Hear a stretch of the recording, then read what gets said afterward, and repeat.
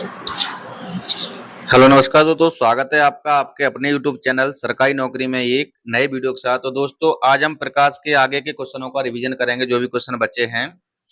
तो चलिए करते हैं रिवीजन को स्टार्ट। तो दोस्तों अगर वीडियो को स्किप बिल्कुल ना करें। यदि आप हमारे यूट्यूब चैनल पर नए हैं तो चैनल को सब्सक्राइब कर बेल आइकन का बटन प्रेस करें और वीडियो को लाइक शेयर करें। तो चलिए करते हैं रिवीजन को स्टार्ट। तो दोस्तों ये है पहला क्वेश्चन कि परावर्ती किरणों के वास्तविक प्रतिच्छेदन द्वारा निर्मित प्रतिबिंब जो हम स्क्रीन पर देखते हैं कैसा होता है? आभासी होता है, काल्पनिक होता है, संभाव्य होता है या वास्तविक होता है? तो इसका सही ऑप्शन हो जाएगा वो वास्तविक होता है। ऑप्शन नंबर डी इसका एकदम करेक्ट हो जाएगा। चलिए अगले क्वेश्चन की तरफ। अगला क्वेश्चन है अपना, वह लेंस जो बीच में पतला और परिधि के पास मोटा होता है क्या कहलाता है? तो देखिए ये हो गया अपना उत्तल लेंस। ये कैसा होता है? बीच में मोटा होता है और परिधि पर पतला होता है। और देखिए एक होता है अपना ये अवतल लेंस होता है। ये बीच में तो पतला होता है लेकिन परिधि के पास कैसा होता है? ये मोटा होता है। तो वही क्वेश्चन है, परिधि के पास मोटा और बीच में पतला, तो अपना कौन सा लेंस है? ये अवतल लेंस है। ये वाला है उत्तल और ये वाला है अवतल लेंस। ठीक है, तो सही ऑप्शन हो जाएगा ऑप्शन नंबर ए करेक्ट है। चलिए अगले क्वेश्चन की तरफ। एक मिनट, चलिए देखते हैं अगला क्वेश्चन। चल ये अगला क्वेश्चन, अवतल लेंस के मुख्य फोकस पर मिलती हुई प्रतीत होने वाली प्रकाश किरण अपवर्तन के बाद निकलेगी। देखो अवतल लेंस के मुख्य फोकस पर मिलती हुई प्रतीत होने वाली प्रकाश की किरण अपवर्तन के बाद निकलेगी मुख्य अक्ष के समांतर मुख्य फोकस से होकर बिना किसी विचलन के। ऑप्शन डी है वक्रता केंद्र से होकर। तो इसका ऑप्शन नंबर हो जाएगा ए करेक्ट है, मुख्य अक्ष के समांतर वो निकलती है। चलिए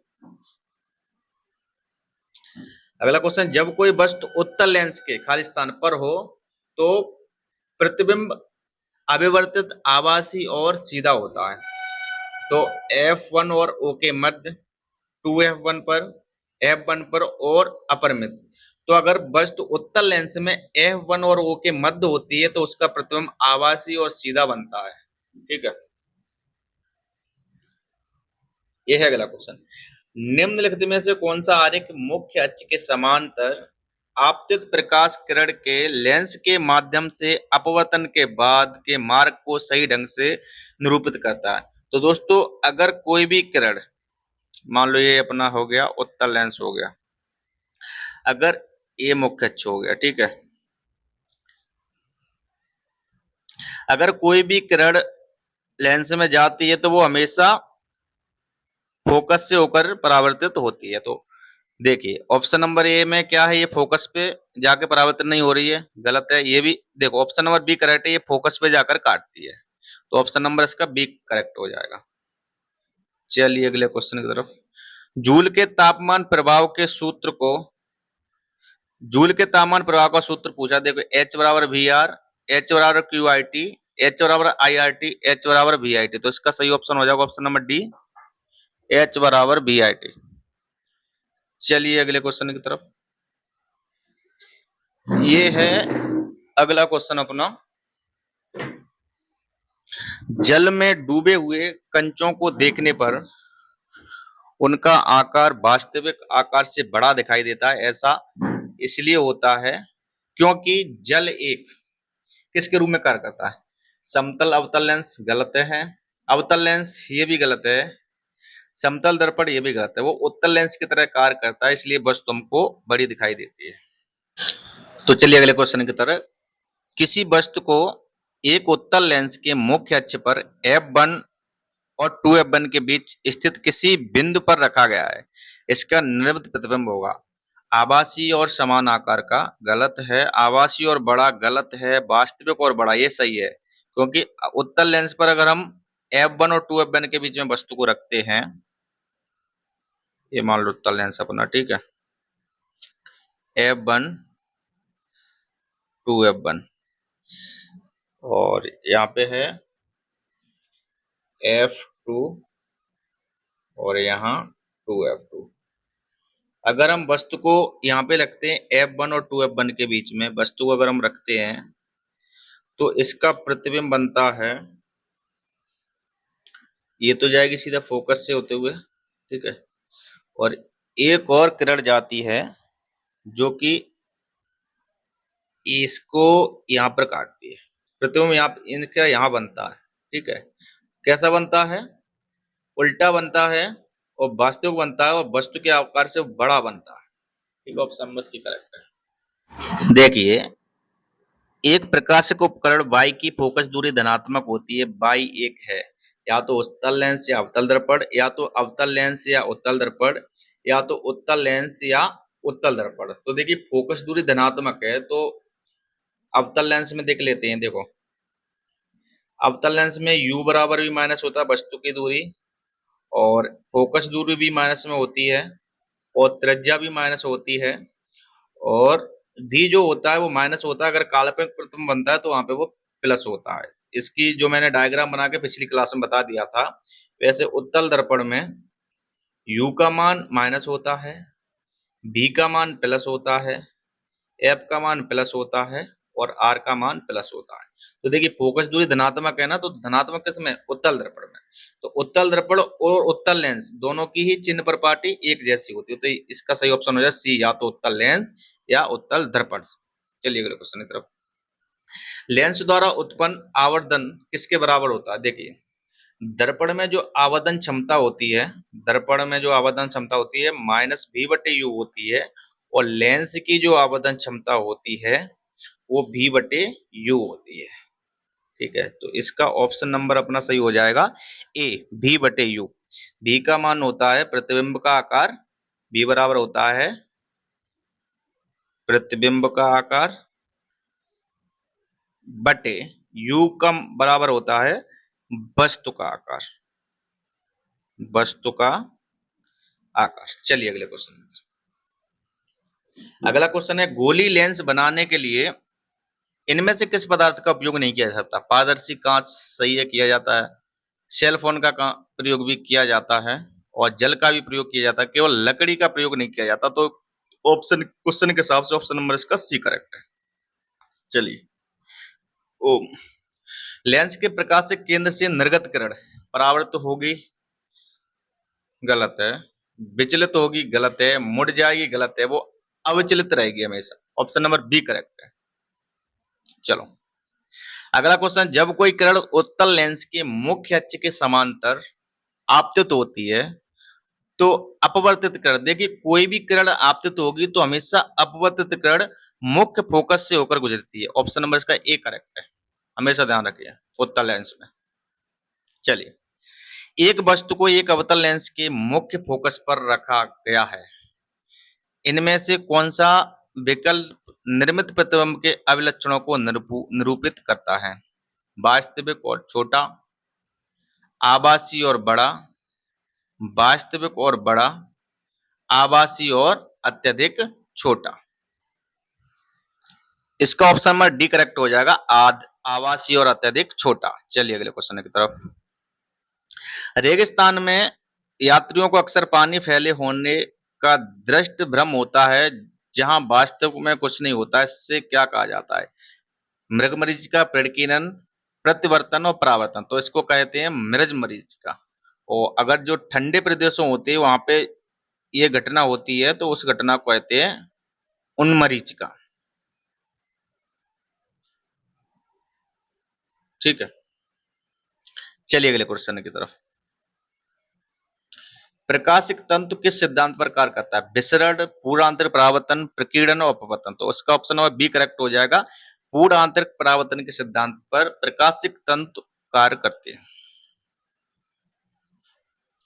आवधिक शीशा होता है उत्तल लेंस, उत्तल दर्पण, अवतल लेंस और अवतल दर्पण।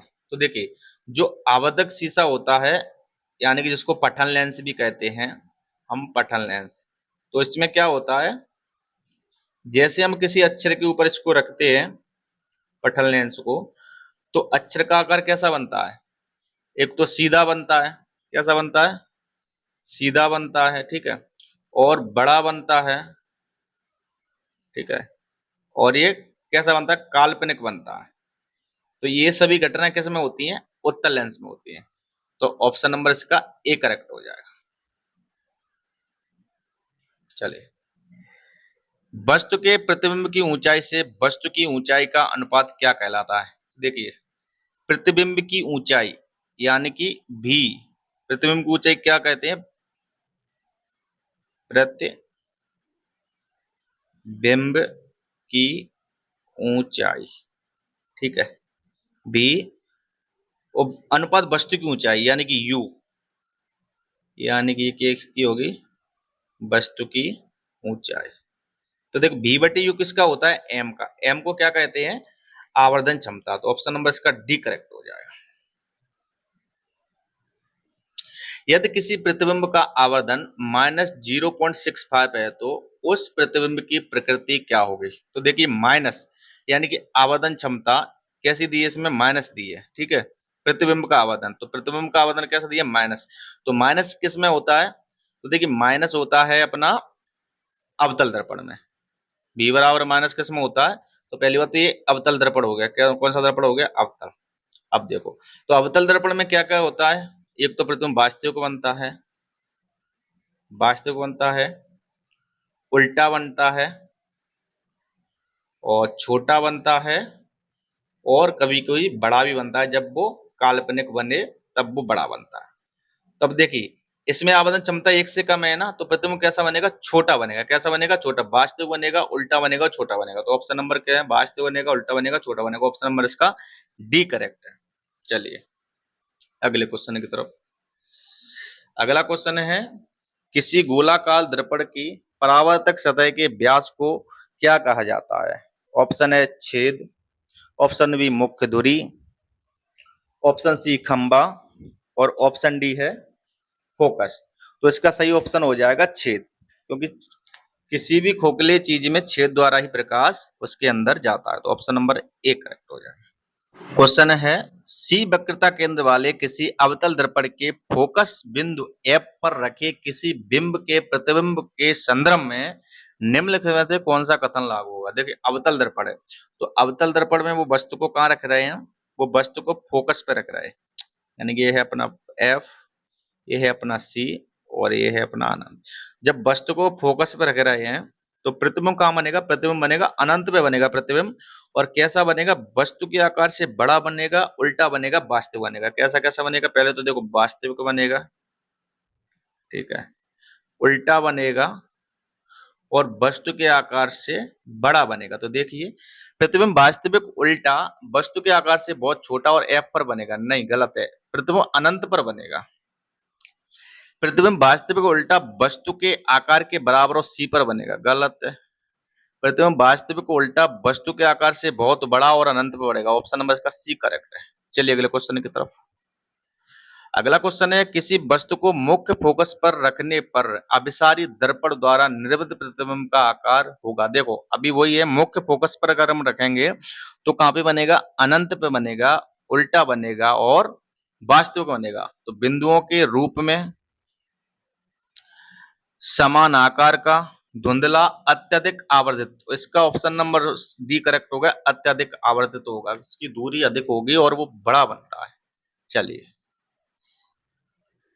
यदि किसी अवतल दर्पण पर आपतन कोण 30 डिग्री हो तो परावर्तन कोण क्या होगा?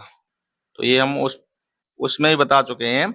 आपतन कोण अगर कितना होगा? 30 डिग्री होगा, तो जो परावर्तन कोण का मान होता है वो भी कितना होता है? वो भी 30 डिग्री ही बनता है, ठीक है। तो यानी कि आपतन कोण बराबर क्या होता है? अपवर्तन कोण। चलिए, तो इसका ऑप्शन नंबर बी करेक्ट हो जाएगा, 30 डिग्री का ही बनेगा। यहां पर भी 30 डिग्री का बनेगा और यहां पर भी 30 डिग्री का बनेगा। चलिए अगले क्वेश्चन की तरफ। अगला क्वेश्चन, निम्नलिखित में से किसमें अवतल दर्पण का प्रयोग नहीं होता है? सर्च लाइट सही है, सौर भट्टी इसमें भी होता है, गाड़ी की हेडलाइट इसमें भी होता है, पश्चदर्शी दर्पण इसमें नहीं होता। तो ऑप्शन इसका सी करेक्ट हो जाएगा। चलिए अगला क्वेश्चन, निम्नलिखित में से कौन सा वस्तु से बड़ा आभासी प्रतिबिंब का निर्मित करता है? देखो, बड़ा प्रतिबिंब कौन करता है और आभासी प्रतिबिंब। देखो, बड़ा अवतल दर्पण करता है। जब काल्पनिक प्रतिबिंब बनता है तो वह प्रतिबिंब कैसा बनता है? हमेशा बड़ा बनता है। ऑप्शन नंबर इसका सही हो जाएगा, अवतल दर्पण, ठीक है। दंत चिकित्सकों द्वारा मरीजों के दांतों के बड़े प्रतिबिंब देखने के लिए किस दर्पण का उपयोग किया जाता है? देखो, आंख और कान और नाक और दांत, इन सभी डॉक्टर जो दर्पण का प्रयोग करते हैं वो अवतल दर्पण का प्रयोग करते हैं किसी चीज को देखने के लिए। ठीक है, तो इसका ऑप्शन नंबर सी करेक्ट हो जाएगा। चलिए अगले क्वेश्चन की तरफ। क्वेश्चन, जब किसी वस्तु को एक अवतल दर्पण के सामने अनंत पर रखा जाता है तो उसका प्रतिबिंब निर्भर होगा।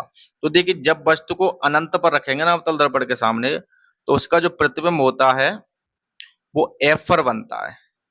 एफ पर बनता है, कैसा बनता है वो? वस्तु के आकार से छोटा बनता है और उल्टा बनता है, वास्तविक बनता है। तो कहां पर बनेगा? फोकस पर, एफ और सी के बीच, सी पर और सी से दूर। तो क्या हो जाएगा? ऑप्शन नंबर ए करेक्ट हो जाएगा। उसका प्रतिबिंब एफ पर बनेगा जब वस्तु को अनंत पर रखते हैं तब। चलिए, उत्तल दर्पण की फोकस लंबाई होती है, तो उत्तल दर्पण में देखो एफ बराबर हमेशा क्या होता है? प्लस होता है। कैसी होगी? धनात्मक होगी। ऑप्शन नंबर सी करेक्ट है। और अवतल दर्पण में कैसी होती है? ऋणात्मक होती है। यदि अवतल दर्पण में फोकस और ध्रुव के बीच कोई वस्तु रखी गई है तो निर्मित प्रतिबिंब का प्रकार क्या होगा? तो देख क्या बोल रहे हैं वो, फोकस और ध्रुव के बीच। अगर हम फोकस और ध्रुव के बीच में वस्तु को रखते हैं तो प्रतिबिंब यहां बन जाता है। कैसा बनता है? काल्पनिक बनता है, काल्पनिक बनता है और सीधा बनता है और वस्तु के आकार से बड़ा बनता है। तो क्या हो जाएगा इसका ऑप्शन नंबर? आभासी। क्योंकि आभासी को क्या कहते हैं? काल्पनिक कहते हैं। तो ऑप्शन नंबर इसका बी करेक्ट है। चलिए अगले क्वेश्चन की तरफ।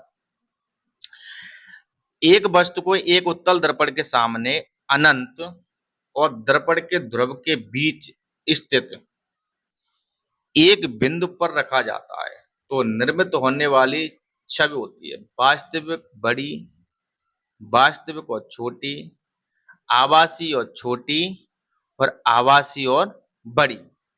तो इसका सही ऑप्शन हो जाएगा आभासी और छोटी। ऑप्शन नंबर सी करेक्ट है। चलिए अगले क्वेश्चन की तरफ। अगला क्वेश्चन है, एक वस्तु का एक अवतल दर्पण के सामने उसके फोकस बिंदु और वक्रता केंद्र के बीच स्थित एक बिंदु पर रखा गया तो निर्मित छवि का निर्माण क्या होगा? तो देखिए, अवतल दर्पण पे वो कहां रख रहे हैं वस्तु को? ये फोकस हो गया, ये वक्रता केंद्र हो गया, ये इन्फिनिटी हो गई।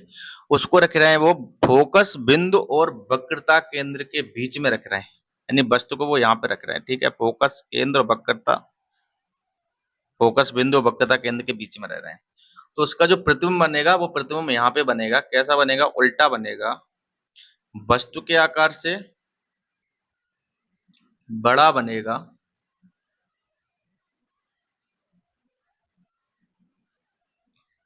और वास्तविक बनेगा और उल्टा बनेगा। ठीक है, तो वास्तविक और उल्टा बनेगा। आभासी सीधा गलत है, आभासी उल्टा गलत है, वास्तविक और सीधा गलत है, वास्तविक और उल्टा बनेगा। ऑप्शन नंबर सी करेक्ट है। चलिए अगले क्वेश्चन की तरफ। किसी वस्तु को मुख्य फोकस पर रखने पर अपसारी दर्पण द्वारा निर्मित प्रतिबिंब का आकार कैसा होगा? ये क्वेश्चन रिपीट हो रहा है। अत्यधिक आवर्धित होता है। ऑप्शन नंबर एक करेक्ट है।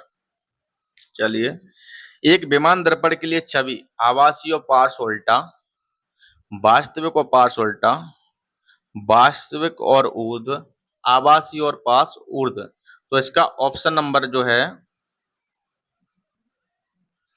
ए करेक्ट हो जाएगा, आभासी और पार्श्व उल्टा। चलिए, निम्नलिखित में से किस में उत्तल दर्पण का उपयोग किया जाता है? सेविंग मिरर गलत है, वाहन की हेडलाइट गलत है, उत्तल दर्पण का प्रयोग किया जाता है। डेस्टिस मिरर गलत है। रियर व्यू मिरर में जो वाहन के जो साइड ग्लास होते हैं उसमें उत्तल दर्पण का प्रयोग किया जाता है। ऑप्शन नंबर डी करेक्ट है। यदि एक वास्तविक वस्तु का प्रतिबिंब बनाने के लिए उत्तल दर्पण का उपयोग किया जाता है तो निम्नलिखित में से कौन सा कथन गलत है? प्रतिबिंब वास्तविक, प्रतिबिंब छोटा। देखो, प्रतिबिंब छोटा तो बनेगा उत्तल दर्पण में और प्रतिबिंब सीधा ही बनता है। प्रतिबिंब पी और एफ के बीच निर्मित होगा, ये भी सही है। वस्तु का उसमें वास्तविक प्रतिबिंब बनता है, उसमें काल्पनिक प्रतिबिंब बनता है, तो ऑप्शन नंबर ए इसका क्वेश्चन के हिसाब से करेक्ट हो जाएगा। एक उत्तल दर्पण के सामने कोई वस्तु रखी है, किस प्रकार का प्रतिबिंब बनेगा? प्रकाशी केंद्र सी पर आभासी वस्तु के समान आकार का सीधा प्रतिबिंब, ध्रुव और फोकस के बीच आभासी सीधा और छोटा प्रतिबिंब, प्रकाशिक केंद्र सी और फोकस के मध्य वास्तविक विपरीत छोटा प्रतिबिंब, और फोकस पर आभासी सीधा और छोटा प्रतिबिंब। ऑप्शन नंबर इसका डी करेक्ट हो जाएगा। उत्तल दर्पण में अगर कहीं पे भी वस्तु रखते हैं तो उसका प्रतिबिंब हमेशा फोकस पे ही बनता है। ऑप्शन नंबर डी करेक्ट है, आभासी सीधा और छोटा बनेगा। दर्पण सूत्र में भी को क्या दर्शाया? प्रतिबिंब की दूरी, वस्तु की दूरी, लंबवत दूरी, प्रतिबिंब की ऊंचाई। तो इसका ऑप्शन नंबर ए करेक्ट है, प्रतिबिंब की दूरी दर्शाती है भी। चलिए, गोलीय दर्पण की परावर्तक सतह का केंद्र बिंदु क्या कहलाता है? वक्रता केंद्र, ध्रुव, फोकस, मुख्य अक्ष। तो इसका सही ऑप्शन हो जाएगा ध्रुव। ऑप्शन नंबर बी करेक्ट है।